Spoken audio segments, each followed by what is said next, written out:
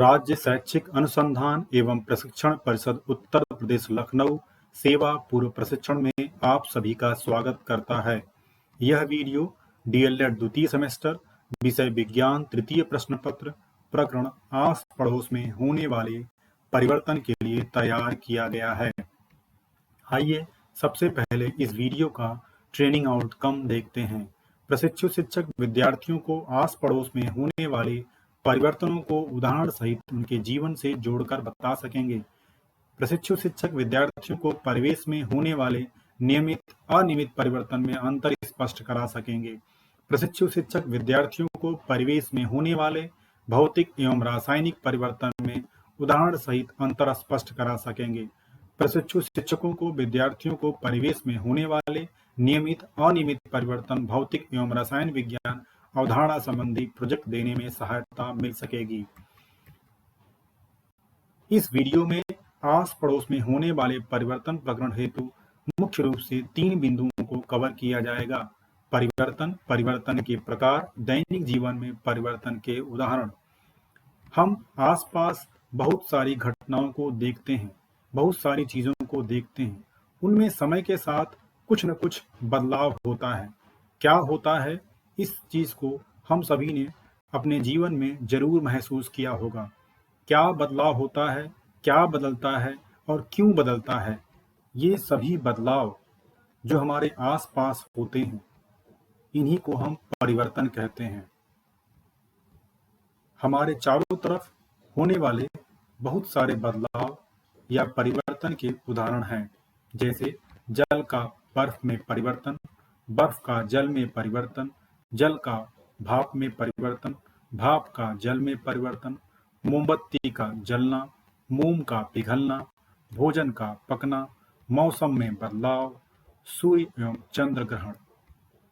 हमारे चारों तरफ अन्य और भी परिवर्तन हैं, जैसे पेपर को टुकड़ों में फाड़ना, पेपर का जलना, लकड़ी के टुकड़ों को चीरना, दूध से दही का निर्माण, आइसक्रीम का बनना, बल्ब का जलना, भोजन का पाचन, प्रकाश का परावर्तन और सीमेंट का जमना। इसी प्रकार भोजन को पकाना, फलों का पकना, बीजों का अंकुरण, बिजली का चमकना, जीवों में प्रजनन, वाद्य यंत्रों से संगीत ध्वनि को उत्पन्न करना, रेफ्रिजरेटर में वस्तुओं का ठंडा होना, गूथे हुए आटे की लोई से रोटी बनाना, तवे पर रोटी का फूलना। ऐसे अनेक परिवर्तन हमें दिखते हैं। अब परिवर्तन क्या है, आइए इसको जानने का प्रयास करते हैं। वस्तु पदार्थ के विशेष गुणों जैसे अवस्था, आकार, रंग, गंध, स्वाद तथा उसकी प्रकृति जैसे अम्लीयता, क्षारकता में जो भी बदलाव होता है उसे परिवर्तन कहते हैं। इन्हीं बिंदुओं के आधार पर हम परिवर्तन को चिन्हित करते हैं। वास्तव में वैज्ञानिक दृष्टि से परिवर्तन का तात्पर्य ऐसे किसी भी बदलाव से है जिसमें किसी पदार्थ के भौतिक गुण एवं रासायनिक गुण में बदलाव होता है।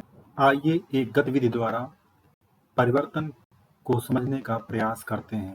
3 बीकर या बर्तन ले लें, जिसमें 2 बीकर या बर्तन में समान मात्रा में 1/4 भाग समान जल से भरें। अब एक बीकर में बर्फ के कुछ टुकड़े 5 से 7 पीस छोटे टुकड़े डाल दें और दूसरे बीकर में गर्म पानी डाल दें। दोनों बीकर के जल का तापमान नोट कर लें या बच्चों से हाथ से स्पर्श कराने को कहें। आप क्या महसूस करते हैं, अनुभव कर बताने को कहें।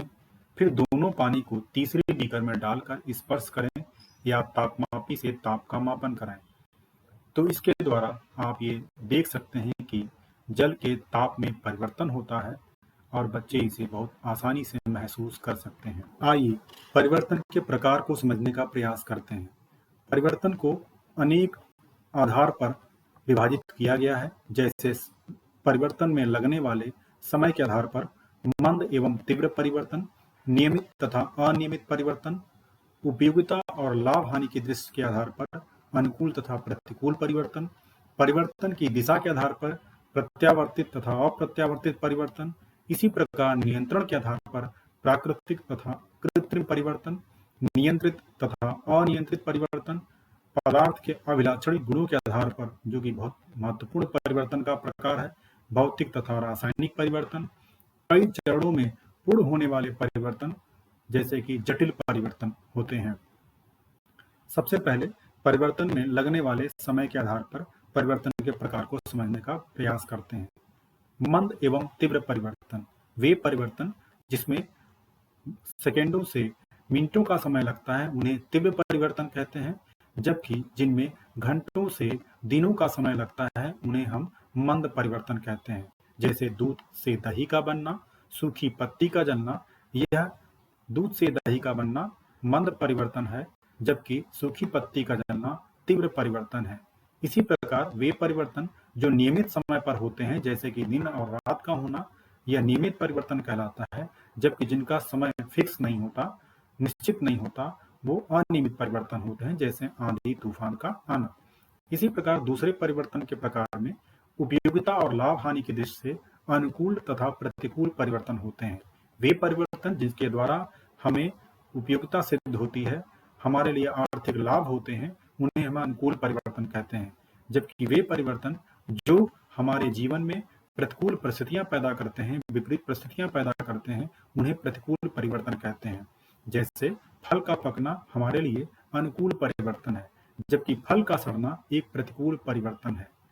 पर्यावरणीय प्रदूषण, जिसमें जल, वायु तथा मिट्टी के भौतिक तथा रासायनिक गुणों में परिवर्तन होता है, जो कि एक प्रतिकूल परिवर्तन है। परिवर्तन की दिशा के आधार पर प्रत्यावर्तित तथा अप्रत्यावर्तित परिवर्तन, जिसे उत्क्रमणीय तथा अनुत्क्रमणीय परिवर्तन भी कहते हैं। वे परिवर्तन जिसमें वस्तु या पदार्थ की परिस्थितियों को परिवर्तित करने पर अपनी पूर्व अवस्था में आ जाते हैं, उन्हें प्रत्यावर्तित या उत्क्रमणीय परिवर्तन कहते हैं। जैसे जल को गर्म करने पर यह वाष्प में परिवर्तित हो जाता है और उसी वाष्प को जब ठंडा ताप कम करके या दाब डाल के करते हैं तो वह पुनः द्रव अवस्था में परिवर्तित हो जाता है। इसे हम उत्क्रमणीय परिवर्तन कहते हैं। जबकि वे परिवर्तन जो पुनः अपनी पूर्व अवस्था में प्राप्त नहीं होते, उसे अनुत्क्रमणीय परिवर्तन कहते हैं, जैसे माचिस की तीली का जलना। नियंत्रण के आधार पर परिवर्तन दो प्रकार के होते हैं, प्राकृतिक तथा कृत्रिम परिवर्तन, दूसरा नियंत्रित तथा अनियंत्रित परिवर्तन। प्राकृतिक परिवर्तन वे परिवर्तन होते हैं जो स्वतः प्रकृति में होते रहते हैं, जैसे मौसम में परिवर्तन, जबकि कृत्रिम परिवर्तन वे परिवर्तन होते हैं जो भौतिक परिस्थितियों को नियंत्रित करके किए जाते हैं। इसी प्रकार नियंत्रित परिवर्तन, जिस परिवर्तन को हम नियंत्रित कर सकते हैं, एक तरह का यह कृत्रिम परिवर्तन होता है। जैसे दूध से क्रीम का निर्माण, यह नियंत्रित परिवर्तन का उदाहरण है और कृत्रिम परिवर्तन का भी उदाहरण है। तथा अनियंत्रित परिवर्तन वे परिवर्तन होते हैं जिन पर हमारा नियंत्रण नहीं होता, जैसे बारिश का होना। हालांकि अब कृत्रिम बारिश भी कराने का प्रयास किया जाता है।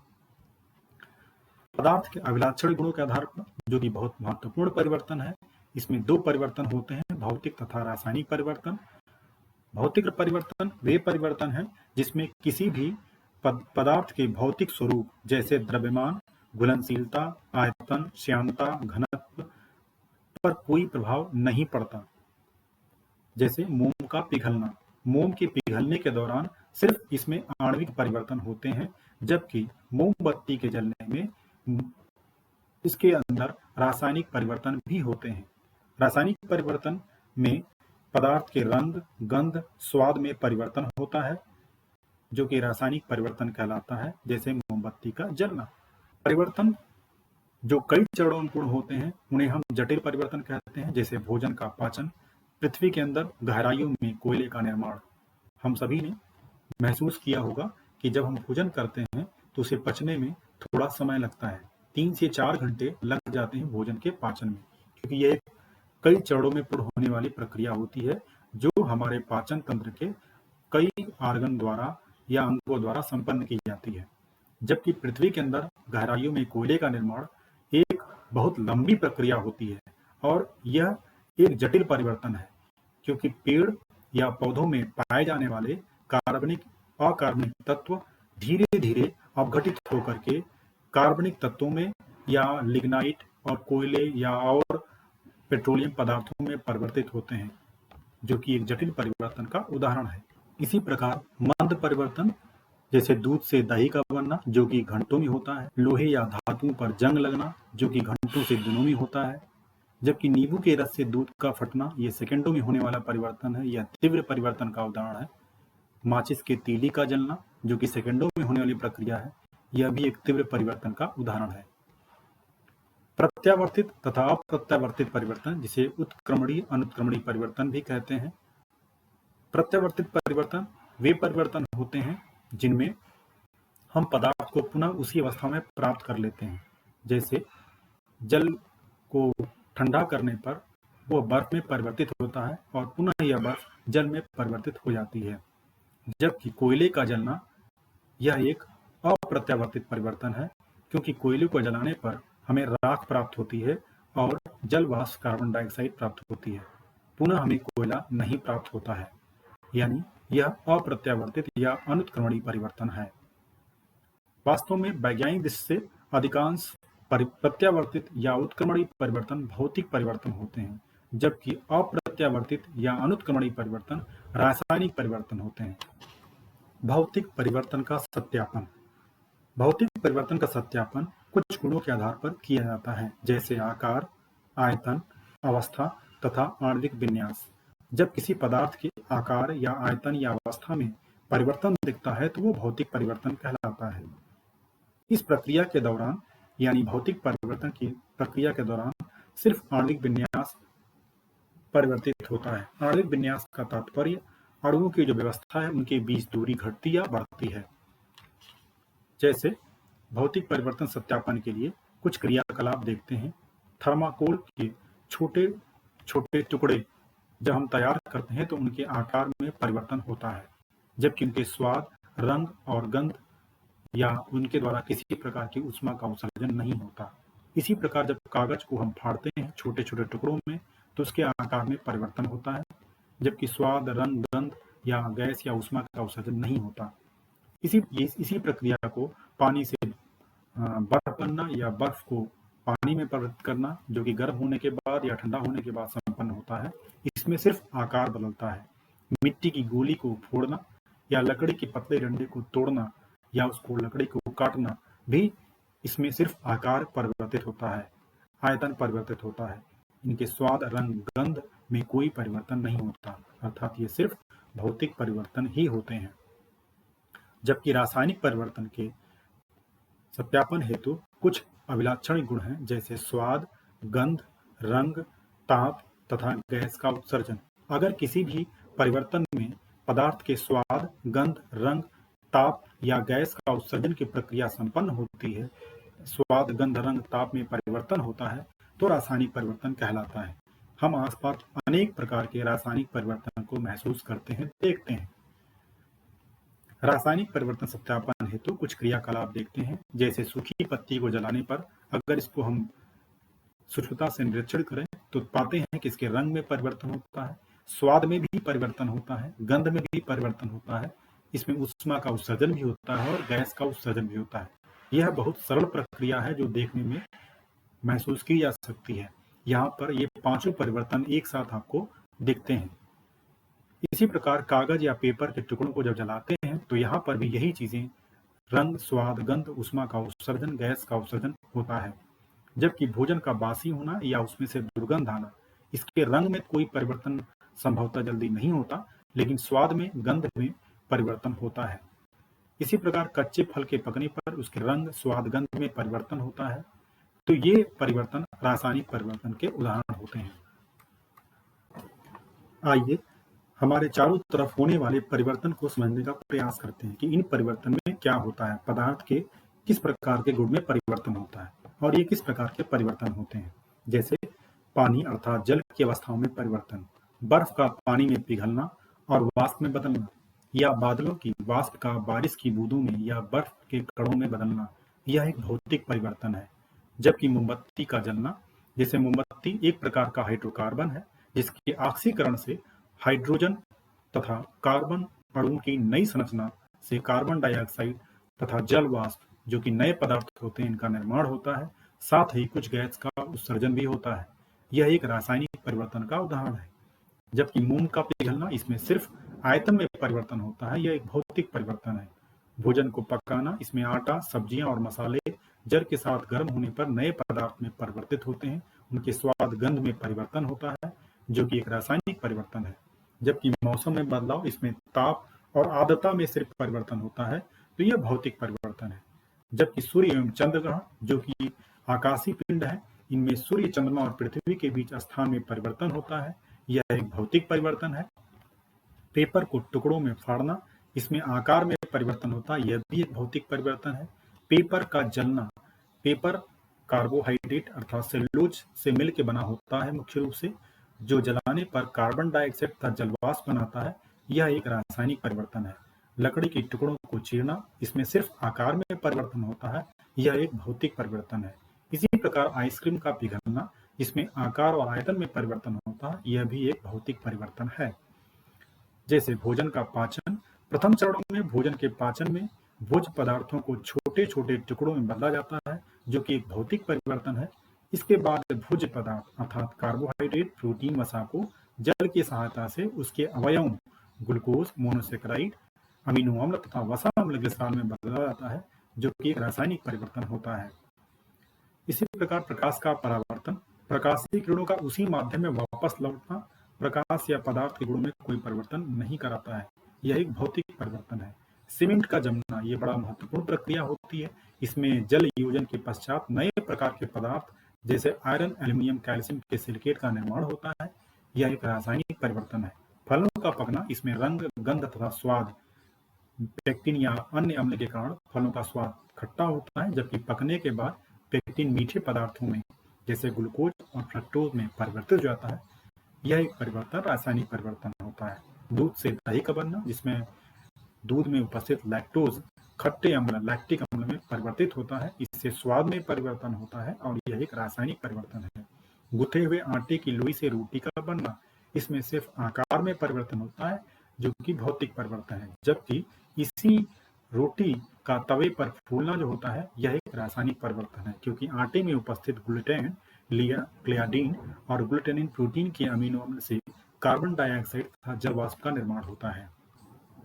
आइए अब देखते हैं रासायनिक परिवर्तन के प्रकार। रासायनिक परिवर्तन मुख्य रूप से दो प्रकार के होते हैं, एक ऊष्माक्षेपीय परिवर्तन या ऊष्माक्षेपीय अभिक्रियाएं, दूसरा ऊष्माशोषीय अभिक्रियाएं। इन दोनों में अंतर स्पष्ट करने का प्रयास करते हैं। ऊष्माक्षेपीय अभिक्रियाएं वे अभिक्रियाएं होती हैं जिसमें ऊष्मा मुक्त होती है, ताप उत्पन्न होता है, अर्थात इस प्रक्रिया में ताप में वृद्धि होती है और निकाय का तापक्रम बढ़ जाता है। जबकि ऊष्माशोषी अभिक्रियाएं वो अभिक्रियाएं होती हैं जिसमें ऊष्मा अवशोषित होती है, अर्थात ताप में कमी होती है, इसमें निकाय का ताप कम हो जाता है। जैसे माचिस का जलना, आतिशबाजी का प्रदर्शन, गैस ओवन शुरू करना, कैंपफायर के लिए जलाओ या लकड़ी जलाना, कागज टुकड़े जलाना, उदासीनीकरण क्रिया, ये सभी ऊष्माक्षेपीय अभिक्रियाएं होती हैं। इसमें प्राकृतिक गैस का दहन, जिसमें मीथेन ऑक्सीजन से क्रिया करती है और कार्बन डाइऑक्साइड जल वाष्प का निर्माण करती है, और इसके द्वारा उत्पन्न ऊष्मा का प्रयोग हम खाना पकाने में या अन्य औद्योगिक प्रक्रियाओं में करते हैं। इसी प्रकार श्वसन अभिक्रिया में ग्लूकोज ऑक्सीकृत होकर के जल वाष्प और कार्बन डाइऑक्साइड बनाता है, और जो ऊष्मा एटीपी के रूप में उत्पन्न होती है, इसे हमारी फिजियोलॉजिकल एक्टिविटी में प्रयोग किया जाता है। जबकि बर्फ का पिघलना, जल का वाष्पन, अंडे को पकाना, रोटी सेकना, ऊर्ध्वपातन, ये सारी प्रक्रियाएं ऊष्माशोषीय अभिक्रियाएं होती हैं। इसमें प्रकाश संश्लेषण की अभिक्रिया भी ऊष्माशोषीय अभिक्रिया मानी जाती है। प्रकाश संश्लेषण में पौधे के हरे भाग द्वारा, जिसमें क्लोरोफिल होता है, वो प्रकाश की उपस्थिति में कार्बन डाइऑक्साइड और जल वाष्प की सहायता से ग्लूकोज या स्टार्च का निर्माण करता है, साथ ही ऑक्सीजन और जल वाष्प को ही बनाता है। यहाँ पर ऊष्मा अवशोषित होती है, जो कि ऊष्मा शोषी अभिक्रिया होती है। जंग लगना, यह एक महत्वपूर्ण रासायनिक परिवर्तन है जिसे हम सभी ने महसूस किया होगा। अगर हम लोहे किल को जल में, जिसमें थोड़ी अम्ल की मात्रा मिली हो, डाल दें तो कुछ देर बाद देखते हैं उस पर भूरे रंग का एक लेप चढ़ जाता है, जो एक जंग लगने का उदाहरण है। आइए जंग लगने को समझते हैं। जब किसी धातु से बने उपकरण को हम काफी समय के लिए हवा में छोड़ देते हैं तो उनमें जंग लग जाता है। हवा में ऑक्सीजन, कार्बन डाइऑक्साइड, सल्फर अम्ल आदि होते हैं, जिनके साथ प्रक्रिया करने पर धातु के ऊपर अवांछित यौगिक की परत जम जाती है। इस परत के कारण धातु धीरे धीरे क्षय होने लगती है और धातु की चमक खराब हो जाती है। इसी प्रक्रिया को धातु का संक्षारण या कोरोजन कहते हैं। जैसे जब लोहे से बनी वस्तुओं को नमी वाले स्थानों पर रखने से लोहा वायु की ऑक्सीजन से प्रतिक्रिया करता है तो लोहे पर एक भूरे रंग की परत आयरन ऑक्साइड जम जाती है। इस प्रक्रिया को लोहे में जंग लगना कहते हैं। लोहे के रस्ट यानी जंग का जो सूत्र होता है Fe2O3 x होता है। प्रायः बहुत सारे उपकरण हमने आसपास देखे हैं जो कि पड़े रहते हैं, वायु में खुले छोड़ दिए जाते हैं तो उन पर जंग लग जाती है। दैनिक जीवन में कुछ अन्य उदाहरण भी हैं। आप सभी ने जरूर महसूस किया होगा कि रेल की पटरियों के बीच जब रेल की पटरियों को जोड़ा जाता है तो उनके बीच एक थोड़ा सा खाली जगह छोड़ी जाती है। यह इसलिए किया जाता है कि गर्मी के दिनों में जब लोहे के अंदर ऊष्मीय प्रसार हो, जो कि एक भौतिक परिवर्तन है, तो पटरी टेढ़ी ना हो जाए। अगर खाली स्थान नहीं होगा तो पटरियां टेढ़ी हो सकती हैं और दुर्घटना हो सकती है। इससे बचने के लिए पटरियों के बीच थोड़ा सा खाली स्थान रखा जाता है, जो कि भौतिक परिवर्तन का बेहतरीन उदाहरण है। इसके अलावा ठंडी के दिनों में कोयला जलाने या हीटर जलाने पर संवहन द्वारा कमरे की वायु गर्म हो जाती है। कोयले का जलना एक रासायनिक परिवर्तन की प्रक्रिया है और यह ऊष्माक्षेपीय क्रिया है जिससे उत्पन्न ऊष्मा कमरे की वायु को गर्म करती है और हमें गर्मी महसूस होती है और हम ठंड से बच जाते हैं। इसी प्रकार अन्य उदाहरण में भूतापीय ऊर्जा, जो कि पृथ्वी की सतह के नीचे उत्पन्न संग्रहित ऊष्मा ऊर्जा का एक प्रकार है जिसकी उत्पत्ति का कारण एक रासायनिक परिवर्तन है। इस प्रकार की ऊर्जा का उपयोग घरों तथा इमारतों को गर्म करने के लिए किया जाता है। हम सभी जानते हैं कि पृथ्वी की 3 परतें होती हैं, सियाल, सीमा और नीफे। सीमा, जो कि सियाल और नीफे की मध्य परत होती है, सीमा के नीचे निकिल और फेरस की एक संघनित परत होती है जिसका तापक्रम बहुत उच्च होता है, बहुत अधिक होता है, जो लावा के रूप में कभी कभी प्रस्फुटित होता है, जो कि ज्वालामुखी जाना जाता है। यह ऊर्जा जब पृथ्वी की ऊपरी सतह पर आती है तो भूतापीय ऊर्जा के रूप में प्रयोग की जाती है। अन्य उदाहरणों में जब कंप्यूटर चालू होता है तो उसके अंदर के घटक उसमें ऊर्जा उत्पन्न करते हैं, जो कि एक भौतिक परिवर्तन है। इसी कारण मशीन के भीतर स्थापित एक छोटे पंखे से उपकरण को ठंडा करने के लिए आवश्यकता होती है। ठंड के दिनों में बहुत से समतापी प्राणी जैसे कुत्ते, बिल्ली, मुर्गी आदि अपने बच्चों को बचाने के लिए अपने शरीर से उनको ढकते हैं। इस प्रक्रिया के दौरान उनके शरीर से ऊष्मा उत्पन्न होती है, जो कि ऊष्मा उत्पन्न होने की प्रक्रिया एक रासायनिक परिवर्तन है जो श्वसन क्रिया से संपन्न होती है और इस ऊष्मा से उनके बच्चे ठंड से बच जाते हैं। आप सभी का बहुत बहुत धन्यवाद।